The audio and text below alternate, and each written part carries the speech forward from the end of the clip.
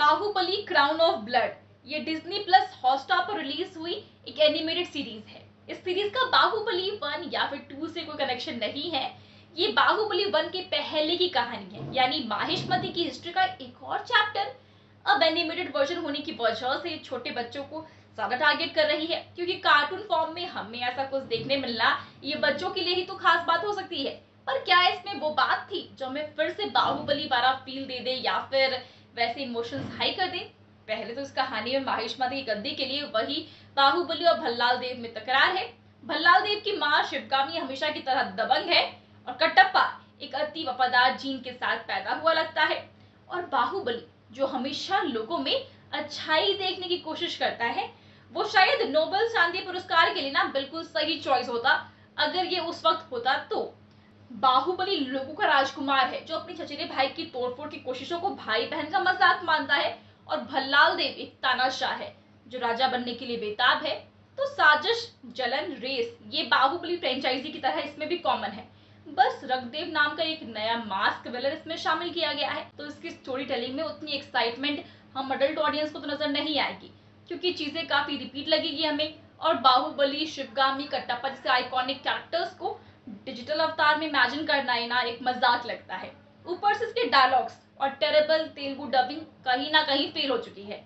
अब जब कहानी में युद्ध के मैदान में चीजें शुरू में ही गलत हो जाती है तो बाहुबली को मरा हुआ मान लिया जाता है और रानी शिवगामी इसके लिए कटप्पा को जिम्मेदार ठहराती है। फिर कटप्पा पूरी तरह से टूट जाता है और उसे रघुदेव की भेड़िया थीम वाली सेना का नेतृत्व करने का लालच दिया जाता है, जिसकी पहचान एक रहस्य है। और अगर आप सोचते हैं कि बाहुबली मर गया है, तो नहीं, उसे 6 महीने के लिए कहीं रखा जाता है जहां वो फिर से लोगों का हीरो बन जाता है।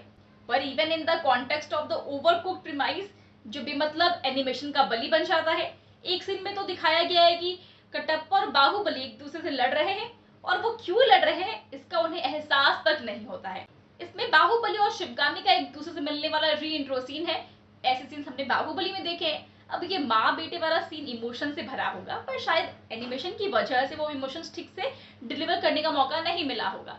कई कई जगहों पर एनिमेशन बहुत अधूरा लगता है। वैसे बाहुबली एक ब्रांड है, तो ये पूरी तरह से नाकामयाब नहीं होता है, क्योंकि सीरीज का दूसरा एपिसोड बाहुबली जनता का आदमी क्यों है और वो अपनी प्रजा और साम्राज्य के लिए किस तरह खड़ा हो सकता है, इस पर भी फोकस किया गया है। पर इसका सब स्टैंडर्ड एग्जीक्यूशन और injustice in terms of efforts और स्केल भी साफ है, जो इसका ड्रॉबैक है। और बाहुबली जो अपनी ह्यूज विजुअल प्रेजेंटेशन के लिए भी जानी जाती है, तो इस मामले में एनिमेटेड वर्जन से हम क्या एक्सपेक्ट कर सकते हैं भला? इसलिए भी इसे एंजॉय कर पाना थोड़ा सा मुश्किल होगा हमारे लिए। अब इसके टोटल 9 एपिसोड्स हैं और शुरुआत में सभी एपिसोड्स नहीं दिखाए गए हैं। ऐसे में आगे चलकर क्या देखने को मिलेगा ये वक्त बताएगा। पर first impression is the last impression के चलते इसका फर्स्ट इंप्रेशन उतना इम्पैक्टफुल नहीं है।